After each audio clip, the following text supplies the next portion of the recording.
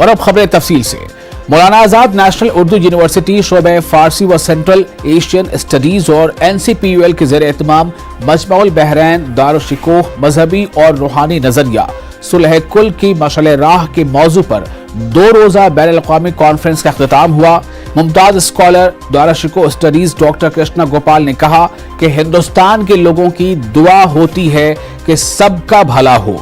हम सब एक हैं, सबको अल्लाह और ईश्वर ने बनाया है। दारुशिकोह ने इसे समझा और लोगों तक पहुंचाया। हिंदुस्तान वाहिद मुल्क है जो नाकाबिल तसव्वुर और लामहदूद तनव्वुर के बावजूद अपने खमीर में शमूलियत का उन्सर रखता है। हिंदुस्तानी रिवायत का बड़ा हिस्सा मुकालमे पर मबनी है। दारुशिकोह ने हिंदू मुस्लिम दोनों में मुकालमे का आगाज किया। इसने दरअसल मुकालमे की रिवायत बहाल की।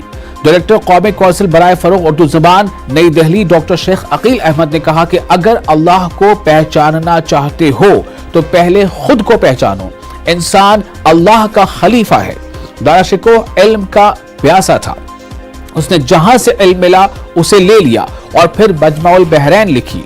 उन्होंने इस कॉन्फ्रेंस को फायदेमंद करार दिया।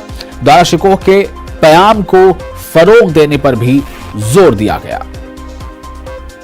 डाइवर्सिटी है हमारे देश में, but in spite of this unimaginable और infinite diversity we are one. किसी भी शत्रु देश के साथ रिश्ते बनाए जाते धीरे धीरे धीरे धीरे धीरे। दादा वही प्रोसेस अपनाता है और धीरे धीरे धीरे धीरे कोई धागे ढूंढता है, सूत्र ढूंढता है, कुछ मुद्दे ढूंढता है जिन मुद्दों में उसको एकता दिखाई देती है, समानता दिखाई देती है और उन मुद्दों को डिबेट में लाता है। उसका नाम है मजमुल बहरैन। और सुंदर उसमें चाहे 2 दरिया मिल जाते हैं, 2 पानी मिल जाते हैं, 2 समुद्र मिल जाते हैं। इसमें बहुत लोग आए, मिल गए, अपनी विशेषताओं को उन्होंने इस समाज को दे दिया। इस समाज ने एक्सेप्ट कर लिया। वस्त्र भी बाहर से आए लोगों के एक्सेप्ट किए हैं, भाषा के शब्द एक्सेप्ट किए हैं, त्योहार एक्सेप्ट किए हैं, खान पान एक्सेप्ट किया है। भारत एक ऐसा क्रूसिबल है जिस क्रूसिबल में दुनिया की सब जातियां आकर के प्रश्रय भी पाती हैं, आनंद भी पाती है। तो दारुशिकोह की जो तालीमात है वो तालीमात उनकी आम होंगी और पूरी दुनिया उनके तालीमात से इस्तेफ़ादा करेगी, फ़ायदा उठाएगी। कायनात के अंदर एक ही खुदा है और उस खुदा के मानने वाले जितने इंसान हैं उन इंसानों के अंदर खुदा ताला का ही नूर मौजूद है। लिहाजा हर इंसान हमारे लिए काबिल एहतराम है, हमें उसका एहतराम करना चाहिए। हमें उससे मोहब्बत करनी चाहिए और मज़हब के नाम पर या किसी भी इशू के ऊपर हम किसी का खून नहीं बहा सकते हैं, किसी का कत्ल नहीं कर सकते हैं। सारी दुनिया में लड़ाई मजहबों की वजह से हुई, इसलिए कार्ल मार्क्स ने कहते हैं I am N atheist and I thank God for it. तो ये कि दारुशिकोह ने किताब जो लिखी वो किताब के एड्रेसी कौन है, और ये जरा एक संवैधानिक मुद्दा है। वो एक आर्गुमेंट बना रहा है कि स्टेट की रिलेशनशिप मजहबों से कैसी होगी, मज़ाहिब से। यही वो आर्गुमेंट है जो सेकुलरिज्म है बेसिकली। मध्य प्रदेश में हाईकोर्ट के अहकाम से 4 साल बाद होने वाले इंतखाब को आइंदा अहकाम तक के लिए मुलतवी कर दिया गया है। हाईकोर्ट के अहकाम के बाद 30 जुलाई को वक्फ बोर्ड इंतखाब के लिए तारीख का ऐलान किया गया था, लेकिन बोर्ड के तर्ज अमल और बोर्ड अरकान की तादाद को लेकर मामला एक बार फिर अदालत में पहुंच गया था और इस मामले में 29 जुलाई को मामले के समाअत के लिए तारीख मुकर्रर की गई थी। बोर्ड के इंतखाब के लिए पहले MB खान को इलेक्शन ऑफिसर बनाया गया था। जब उन्होंने इंतखाब कराने में अपनी माजरी का इजहार किया तो दाऊद अहमद खान को नया इलेक्शन ऑफिसर तकर्रुर किया गया और नए इलेक्शन ऑफिसर ने इंतखाब के लिए कम वक्त का हवाला देते हुए 6 हफ्ते का वक्त मांगा था। वहीं दूसरी जानिब जराए का कहना है कि बोर्ड इंतखाब के लिए हुकूमत को जिस जादुई आंकड़े की जरूरत थी उसकी राह में आई दुश्वारियों को देखते हुए इंतखाब को मुलतवी किया गया है। मध्य प्रदेश में अक़लियती इदारों की खस्ता हाली और हुकूमत की अदम तवज्जुही पर मध्य प्रदेश जमीयत उलमा ने अपनी सख्त बरहमी का इजहार किया है। जमीयत उलमा का कहना है कि हुकूमत की जानिब से सबका साथ, सबका विकास की बात की जाती है, लेकिन अमली तौर पर हर जगह पर फुकदान दिखाई देता है। मध्य प्रदेश के सभी अक़लियती इदारों को 2018 से खाली रखना ये बताता है कि हुकूमत अक़लियती इदारों को लेकर संजीदा नहीं है। इस मौके पर हमारे नुमाइंदे मेहताब आलम ने MP जमीयत उलमा के सदर हाजी मोहम्मद हारून से खास बातचीत की है। मध्य प्रदेश में अक़लियतों की फलाह के लिए बहुत से इदारे कायम हैं। वक्फ बोर्ड की बात करें, हज कमेटी की बात करें, मदरसा बोर्ड की, अक़लियती कमीशन की, मसाजिद कमेटी की, अक़लियती तरक्याती कारपोरेशन की, लेकिन 2018 से इन इदारों का वजूद नहीं है, यानी इनकी तश्कील ही नहीं की गई है। मध्य प्रदेश जमीयत उलमा ने अब इन इदारों की तश्कील को लेकर एक तहरीक शुरू की है कि आखिर इन इदारे अगर हुकूमत ने कायम किए हैं तो इनकी इफादियत क्या है। हाजी साहब ये जानना चाहेंगे, बार बार आपने तहरीक उठाई, फिर आप इस मुतालबा कर रहे हैं, क्या वजह है कि इदारों की तश्कील नहीं हो रही? बिस्मिल्लाहिर्रहमानिर्रहीम। देखिए, मुल्क के अंदर अक़लियतों की जो तादाद है वो हम अक्सरियत में ही हैं एक तरह से, और मुल्क के लोगों ने बहुत बड़ी तादाद में वक्फिया जायदादें वक्फ की हैं। तो हमारा जो औकाफ का डिपार्टमेंट है हमारे लिए सबसे बड़ा डिपार्टमेंट है, सबसे अहम डिपार्टमेंट है। उसमें तमाम हमारी जायदादें, तमाम मसाजिद, तमाम कब्रस्तान और बहुत बड़ी तादाद में इदारे, मज़ारात, ये सब आते हैं। तो गर्ज ये कि इंतहाई अहम इदारा है और इस पर हुकूमतों को तवज्जो देना चाहिए। पार्लियामेंट में एक बनाया गया 1954 और कई अमेंडमेंट होते रहे, लेकिन मध्य प्रदेश के अंदर सबसे बुरा हाल जो है आज मध्य प्रदेश वक्फ बोर्ड का है। कई सालों से बार बार मुतालबा करने के बावजूद अभी तक जो है वक्फ बोर्ड की तश्कील नहीं हो पाई, जिसकी वजह से हमारी जायदादें बर्बाद हो रही हैं। यहाँ पे सिर्फ वजह वक्फ बोर्ड ही नहीं, जितने इदारे हैं सब किसी की भी तश्कील नहीं हुई है। जी, हम ये बार बार मांग करते रहे, जो हमारे अक़लियतों से और मुसलमानों से मुतालिक इदारे हैं, जैसे मसाजिद कमेटी, हज कमेटी, वक्फ बोर्ड, उर्दू एकेडमी और मदरसा बोर्ड, ये सारे जो इदारे हैं अक़लियतों से मुताल्लिक और मुसलमानों से मुताल्लिक और इंतहाई अहम इदारे हैं। वक्फ बोर्ड के बगैर काम नहीं चल सकता। इसी तरह हज कमेटी में भी कमेटी नहीं है, उर्दू एकेडमी में भी कमेटी नहीं है, मदरसा बोर्ड की तश्कील नहीं है, माइनॉरिटी कमीशन नहीं है। हम ये समझने से कासिर हैं कि मध्य प्रदेश हुकूमत का ये रवैया हमारे लिए क्यों ऐसा बना हुआ है। अरे भाई, भारतीय जनता पार्टी के लोगों को लाइए और उनकी कमेटी बनाइए, और कमेटी जो जमहूरी तरीके से बार बार ये बात की जाती है कि जमहूरियत नाफिज करेंगे। आज उर्दू एकेडमी में 1 मैन शो चल रहा है, मदरसा बोर्ड में 1 मैन शो, मुलाजिमीन और यहाँ तक के बहुत कम दर्जे के जो हुकूमतों ने जो कानून में जो दर्जात बंदी की गई कि इस दर्जे का आदमी वक्फ बोर्ड का CEO बनेगा, लेकिन उस दर्जे के लोगों को नहीं लाया जाता। गर्ज ये कि मध्य प्रदेश सरकार बिल्कुल तवज्जो नहीं करती है। हम चाहते हैं कि मध्य प्रदेश के चीफ मिनिस्टर, जब सबका साथ और सबका विकास की बात की जाती है, तो जिस तरह से और इदारों की तश्कील की जा रही है, हमारे इदारों की भी तश्कील जल्द से जल्द की जाना चाहिए। इदारों की तश्कील के मुतालबे को जमीयत उलमा ने एक बार फिर शुरू किया है, क्योंकि मध्य प्रदेश में 2018 से कई CM बदल चुके हैं, सरकारें बदल चुकी हैं। कभी 2018 के इंतखाबात के बाद जहाँ कमलनाथ की हुकूमत आई और 15 महीने की हुकूमत बाद फिर शिवराज की हुकूमत आई, लेकिन अब तक अक़लियती इदारों की तरफ किसी ने भी गौर नहीं किया है। जमीयत उलमा चाहती है कि इदारों की तश्कील हो। इस मामले को लेकर जो है जमीयत उलमा का वफ़द भी जो है वज़ीर आला से मुलाकात भी करेगा। कैमरामैन संजय नामदेव के साथ मेहताब आलम, न्यूज़ 18 उर्दू, भोपाल। मध्य प्रदेश सर्वधर्म सद्भावना मंच और MP जमीयत उलमा के मुश्तरका बैनर तले साबिक सदर जमहूरिया हिंद मुमताज साइंसदान डॉक्टर APJ अबुल कलाम की बरसी के मौके पर भोपाल में खिराज अकीदत पेश किया गया। दोनों तंजीमों के जरिए भोपाल इकबाल मैदान में शदरकारी करते हुए डॉक्टर APJ अब्दुल कलाम के मुल्क को कौम के लिए की गई ग्रांकद खिदमात को न सिर्फ याद किया गया, बल्कि नई नस्ल को डॉक्टर APJ कलाम के जरिए तालीम के मैदान में दिए गए रहनुमा खतूत पर चलने की तलकीन भी की गई। आज हमने सद्भावना मंच की जानिब से और जमीयत की जानिब से उनको पहले कुरान खानी करके इसाले सवाब किया उसके बाद जो है भोपाल के इकबाल मैदान में शजरकारी की, जिसमें हमने सभी मजहबी लोगों ने मिलजुल कर उनका जो है यौम वफ़ात जो है मनाया, उनकी मग़फ़िरत की दुआ की और साथ साथ उनसे ये सबक भी हासिल किया कि जो मकाम उन्होंने हासिल किया था तालीम हासिल कर कर, वो मकाम आने वाली नस्लें भी हासिल करें, उनके कदमों पे चलें, उनके बताए हुए रास्तों पे चलें, हर घर में एक अबुल कलाम पैदा हो, ये हमारी दुआ है। और ताकि उनको जो है सही खराज अक़ीदत यही होगी कि वो तालीम की राह पर चलें। आज हमने सभी भाइयों ने मिलके, हमारे जमीयतुल मंसूर के जितने भी भाई हैं सभी लोगों ने मिलके आज उनकी याद में एक वृक्ष को पौधारोपण करा है और उनकी जो कुर्बानी और जो उनकी बातें और जो सब चीज़ें हैं वो अतुल्य थी। अब्दुल कलाम आज़ाद की शान ही निराली थी साहब, उन जैसा ना कोई हुआ है ना होगा। और ख़ास बात इंडिया में खबरों का सिलसिला जारी रहेगा। फिलहाल एक छोटा सा ब्रेक।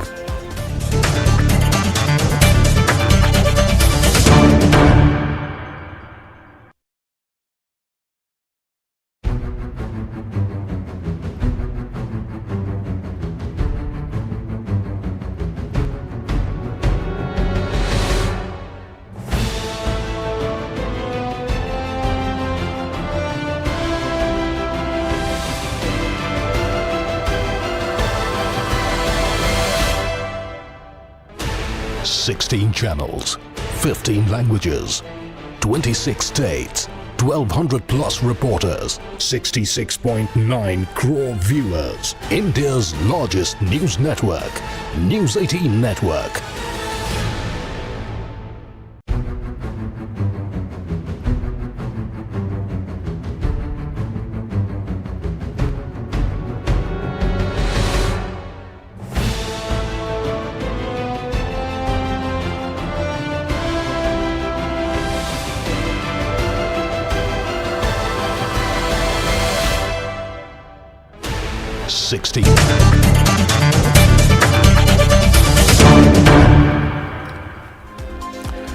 ब्रेक के बाद एक बार फिर आपका इस्तकबाल है। आप देख रहे हैं न्यूज़ 18 उर्दू पर खास बात इंडिया।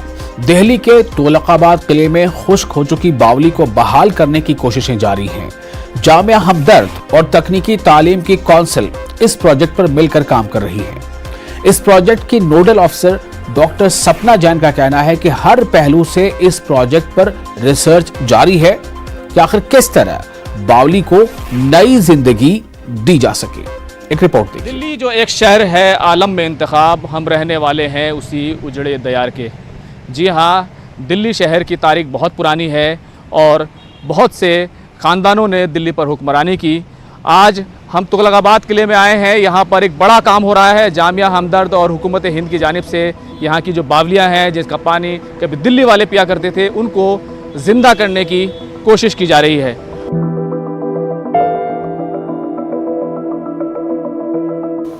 तुगलकी विरासत की बाक़ियात में शामिल तुगलकाबाद किले को देखकर अंदाजा लगाया जा सकता है कि कभी मुल्क के बड़े हिस्से पर इस किले से हुकूमत की जाती होगी। खंडर बन चुके इस किले के अंदर कई बावलियां हैं। अब इन बावलियों को जिंदगी देने की कोशिश की जा रही है। अरावली की पहाड़ियों पर बने किले की इस बावली में कभी पानी होता होगा, लेकिन अब ऐसा बिल्कुल नहीं है। इस बारे में कैसे पानी आए, इसे लेकर रिसर्च की जा रही है। प्रोजेक्ट की नोडल ऑफिसर डॉक्टर सपना जैन का कहना है कि हर पहलू से रिसर्च की जा रही है ताकि इस बावली को जिंदा किया जा सके।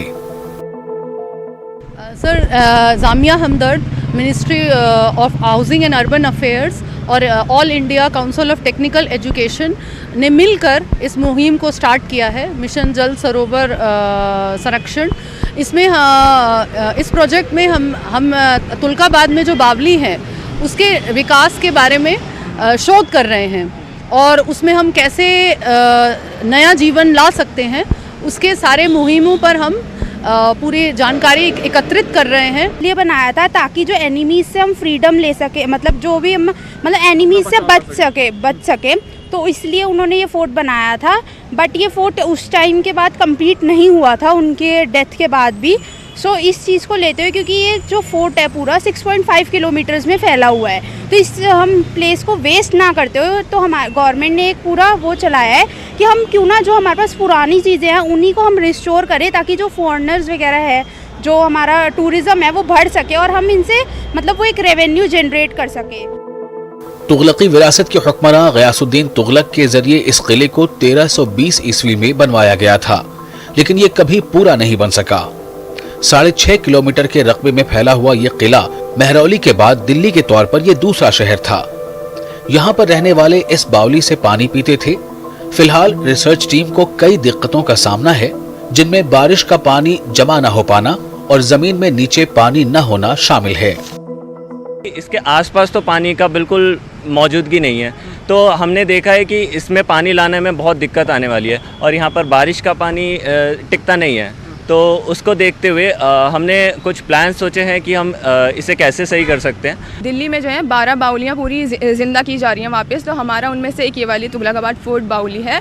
तो इसमें हमारा हमने जो देखा उसमें यह है कि इसमें काफ़ी सारे जैसे पेड़ पौधे अब उग गए हैं, पानी नहीं है, तो उसको हमें उसको वाटर कंजर्वेशन के लिए, वाटर इरिगेशन के लिए, इधर पानी की सिंचाई के लिए यूज़ कर सकते हैं। और दिल्ली में वैसे तो मिशन अमृत सरोवर के तहत 1 दर्जन बावलियों को जिंदा करने की कोशिश चल रही है, लेकिन तुगलकाबाद किले के इस बावली के प्रोजेक्ट को 15 अगस्त तक पूरा किया जाना है और ये पता लगाया जाना है कि 700 साल पहले बावली कैसे काम करती थी और अब इसे कैसे नई जिंदगी दी जा सकती है।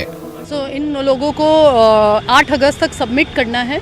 उसके बाद फिर बच्चों के प्रेजेंटेशंस वगैरह होंगी और फिर 15 अगस्त तक ये फाइनल इसके बारे में आप जानकारी ले सकते हैं।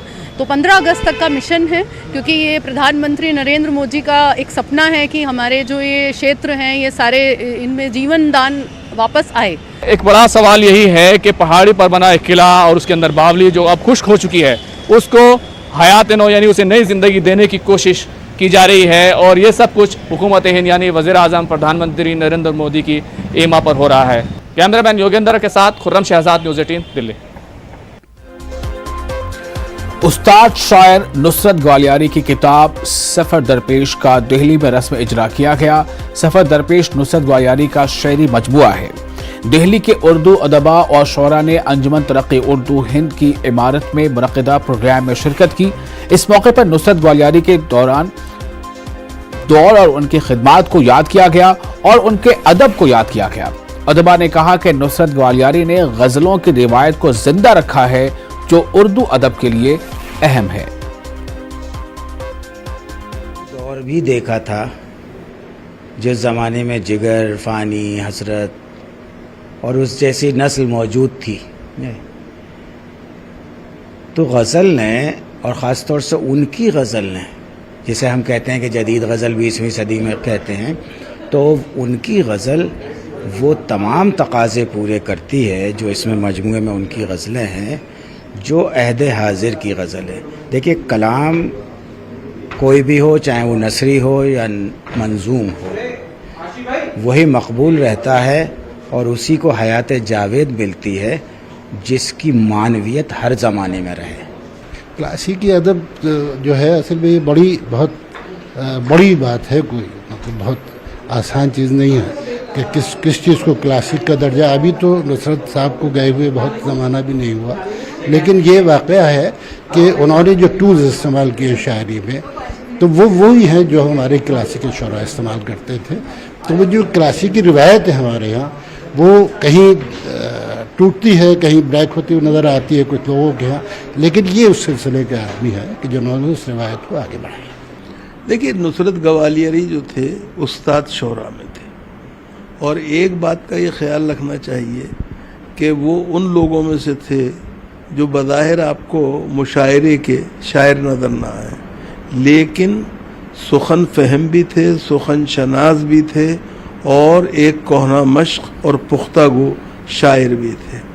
फिर एक बात और जो आपने देखा हो, जिन लोगों ने उन्हें देखा है, वो उनकी शान कचकुलाही जो थी उनकी अलहदा पहचान बनाती थी। किताबें इल्म का समंदर हैं और इल्म के इस जरिए को रद्दी में पहुंचने के बजाय जरूरतमंद बच्चों तक पहुंचाने की कोशिश की जानी चाहिए। इस मकसद के लिए दिल्ली के रोहिणी इलाके के MCD स्कूल में बुक बैंक खोला गया है। बुक बैंक के रूह रवा और स्कूल के प्रिंसिपल डॉक्टर किरण सहगल ने बताया कि जरूरतमंद बच्चों की मदद के लिए बुक बैंक खोला गया है। इस बुक बैंक में अब तक तकरीबन 4000 किताबें आ चुकी हैं। बुक बैंक में हर किस्म की किताबें मौजूद हैं। कहते हैं कि किताबें ज्ञान का सागर होती हैं। किताबों को कबाड़ में नहीं फेंकना चाहिए। जब किताबें हम पूरी तरीके से पढ़ लें तो उसे यहाँ वहाँ फेंकने की बजाय ऐसे इस्तेमाल में लाना चाहिए जो दूसरों के काम आए। अब आप मेरे हाथ में भी एक किताब देख रहे होंगे और सोच रहे होंगे कि आज ये किताब दिखाने का क्या मतलब है।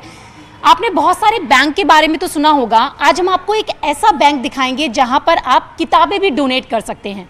जी हां, आज हम आपको लेकर चलेंगे एमसीडी के एक ऐसे स्कूल में जहां पर पहला बुक बैंक खोला गया है। इस बुक बैंक में आप किस तरीके से किताबें डोनेट कर सकते हैं, ये बुक बैंक ज़रूरतमंद बच्चों के लिए किस तरीके से कारगर साबित हो रहा है, तो हम आपको उसी बुक बैंक के अंदर लेके चलेंगे। और एमसीडी के स्कूल में हम पहुँच चुके हैं और जैसे कि मैंने बात की बुक बैंक की, तो मैं आपको दिखाऊंगी कि वो बुक बैंक कैसा है। अब यहाँ हम बुक बैंक जहाँ पर बनाया गया है उस रूम में आ चुके हैं। बच्चे भी आप देख रहे होंगे, बच्चे पढ़ रहे हैं। और चूंकि मैंने पहले भी कहा कि किताबें जो हैं वो नॉलेज के काम आती हैं और जब हमारा जो इस्तेमाल है किताबों को लेकर वो ख़त्म हो जाता है तो कहीं ना कहीं पेरेंट्स किताबों को कबाड़ में बेच देते हैं। कबाड़ में बेचने की जगह किताबों को बुक बैंक में डोनेट करें ताकि वो दूसरे बच्चों के काम आ सके। इसी मकसद से ये बुक बैंक खोला गया है। बैंक को खोलने का क्या मकसद है और किस मैसेज के साथ इस बुक बैंक की शुरुआत हुई, अब तक कितनी बुक्स इस बुक बैंक में आ चुकी हैं, तो किरण जी ये बताएं मुझे कि बुक बैंक जिस तरीके से खोला गया, पहला बुक बैंक, अमूमन लोगों ने बैंक्स के बारे में तो बहुत सुना होता है कि टॉय बैंक या फिर पुराने कपड़ों के लिए क्लोथ बैंक्स। बुक बैंक का कंसेप्ट कैसे शुरू किया? बुक बैंक का कॉन्सेप्ट यहीं से स्टार्ट हुआ कि जो बच्चे बुक्स पढ़ चुके हैं, फैमिलीज़ में बच्चे, हमारी फैमिलीज़ में, सराउंडिंग में फैमिलीज़ हैं, बच्चे बुक्स पढ़ चुके हैं, वो कबाड़ में ना बेच दे क्योंकि उनकी यूज़ में नहीं रहती, बाद में घर में पड़ी रहती हैं तो लोग कहते हैं निकाल दिया जाए इसका बाहर समझ कर, तो वो बहुत दुख होता है। तो बेटर ये है कि यहाँ पे बुक बैंक ओपन हुआ है। लोकल लोकेलिटी के लोगों को, आसपास के सभी को हमने यही रिक्वेस्ट की कि आप अपने घर में एक्स्ट्रा बची हुई बुक्स जो बाद में बच्चों के काम आ सके, जो और बच्चे पढ़ना चाहते हैं वो इतना अफोर्ड नहीं कर सकते हैं, उनको एक्स्ट्रा बुक्स चाहिए, कुछ हेल्प बुक्स चाहिए, तो उसके लिए यहाँ हमें दे दीजिए और हम बच्चों को यहाँ पे प्रोवाइड करेंगे। किरण जी, मैं देख रही हूँ कि यहाँ पे बहुत सारी बुक्स हैं, तो अब तक बुक बैंक में कितनी बुक्स आ चुकी हैं? अराउंड हमारे पास बुक बैंक के लिए स्पेशल हायर एजुकेशन के लिए भी बुक्स आई है। अराउंड 75 बुक्स तो हायर एजुकेशन की है और बाकी हमारे पास इस लाइब्रेरी में पूरे बुक बैंक समेत 4000 से अबव बुक्स हैं। और अभी ज़्यादा दिन भी नहीं हुए ऐसे खुलकर। 11th ऑफ दिस मंथ ये स्टार्ट हुआ था और हमने तभी से शुभारंभ किया और उसी दिन के अगले दिन से हमें बहुत अच्छा रिस्पांस मिला लोकल कम्युनिटी का, एसएमसी मेंबर्स का, हमारे स्टाफ टीचर्स का, फैमिलीज़ का, उनके आगे की फैमिलीज़ का भी बहुत अच्छा सपोर्ट मिला कि काफ़ी बुक्स एकदम with in a few days हमारे पास अराउंड 80 बुक्स आ चुकी थी जो कि बच्चे फैमिली में नहीं यूज़ कर रहे थे और वो अब यहाँ आकर और बच्चे, कोई भी बच्चा आकर के हमसे ले सकता है और उसको पढ़ सकता है। बुक बैंक को खुले भी ज़्यादा दिन भी नहीं हुए हैं लेकिन लोग जिस तरीके से बुक बैंक में बुक डोनेट करने के लिए पहुंच रहे हैं और 4000 से ज़्यादा जो किताबें हैं वो यहाँ पर आ चुकी हैं, छोटे बच्चों के लिए भी, बड़े बच्चों के लिए भी, और बहुत सारी किताबें भी यहाँ पर हैं क्योंकि किताबें अपने आप में सागर हैं। जितना आप पढ़ेंगे उन्हें उससे उतना ही ज्ञान आपको मिलेगा। और कहते हैं कि ज्ञान लेने की कोई सीमा नहीं होती, कोई उम्र नहीं होती, कभी भी ज्ञान को लिया जा सकता है, ज्ञान अर्जन किया जा सकता है। और अगर बच्चे देखें तो यहाँ पर बच्चे भी बहुत सारे हैं, उनसे भी हम बात करेंगे। आपका क्या नाम है? दक्षिता। दक्षिता, आप क्या पढ़ रहे हो? कछुआ और उसके दोस्त। अच्छा, तो ये बुक आपने कहाँ से ली? बुक बैंक से? Yes ma'am. तो अभी खुला ये बुक बैंक, कैसा लग रहा है? मज़ा आता है? बुक्स मिल जाती हैं? Yes ma'am. बहुत सारी वोकैबुलरी जो हमें शब्दावली यानी कि सीखनी होती है वो सारी बुक्स है, बहुत सारी चीज़ें हैं यहाँ पे और बच्चे आसानी से और आराम से इस बुक बैंक में आकर पढ़ सकते हैं। और जितनी शांति से बच्चे यहाँ पढ़ रहे हैं तो उसको देखकर ही आप अंदाज़ा लगा सकते हैं कि बच्चे भी खुश हैं कि उन्हें नई नई किताबें यहाँ पढ़ने के लिए मिल रही हैं। साथ ही साथ अगर पीछे देखें तो टीचर भी बुक देख रहे हैं। आप भी बुक बैंक का मज़ा ले रहे हैं? जी मैम, बिल्कुल। जब से नई पहल शुरू किया एमसीडी के स्कूल्स में, बच्चों के लिए नहीं, इनफैक्ट टीचर्स के लिए और आस पड़ोस में रहने वाले सभी के लिए काफ़ी इम्पोर्टेंट चीज़ है। इनफैक्ट मैं ये कहना चाहूँगा कि ये हर स्कूल में की जाए तो बहुत अच्छी है। हमारी सोसाइटी में रहने वाले मैं सभी से आग्रह करना चाहूँगा कि ज़्यादा से ज़्यादा बुक्स आप लोग डोनेट करें, जिससे ना सिर्फ बच्चों का, इवन टीचर्स को भी नई नई बुक्स पढ़ने का, और कुछ ना हमने बचपन से यही सीखा है कि हर पुस्तक हमें कुछ ना कुछ सिखाती है। हमारा सबसे अच्छा फ्रेंड अगर कुछ है तो वो हमारी पुस्तक और हमारा ज्ञान है। तो मैं सभी बच्चों को भी इतना यही कहना चाहूँगा कि बेटा जितना हो सके आप लाइब्रेरी में आइए, बुक बैंक की जितनी ज़्यादा पुस्तकें आप लोग इस्तेमाल करिए। तो यहाँ पर टीचर्स का भी कहना है कि बुक्स यानी कि किताबों से बेहतर दोस्त कोई नहीं हो सकता, क्योंकि दोस्त से लड़ाई हो सकती है लेकिन किताबों से हमारी कभी लड़ाई नहीं हो सकती। इसलिए अगर ज़िंदगी में आगे बढ़ना है तो किताबों को अपना सबसे अच्छा दोस्त बनाएं। और इसी मकसद के साथ एमसीडी के स्कूलों में बुक बैंक की शुरुआत की गई है। कैमरा पर्सन फिरोज वानी के साथ रचना, न्यूज़ 18 दिल्ली।